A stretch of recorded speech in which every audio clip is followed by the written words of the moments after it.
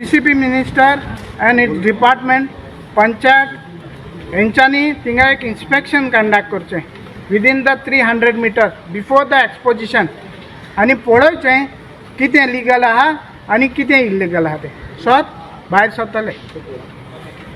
You all have been asking whether we have approached the MLA. Personally, my personal reference, he might be against me or do anything, I don't care.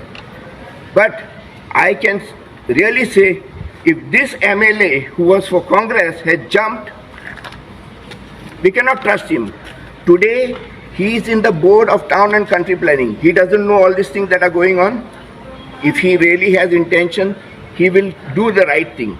But since he doesn't have intention, or maybe he's pressurized by something or someone, he's quiet about it. He should have been fighting for us. So what is the point? Though I think our members have gone to him, maybe even a couple of years back, I think. But nothing is being done. He should have been knowing when, even last time when we had a protest at Gandhi Circle on 2nd October, he should have been aware of what is happening in his constituency. But he's not.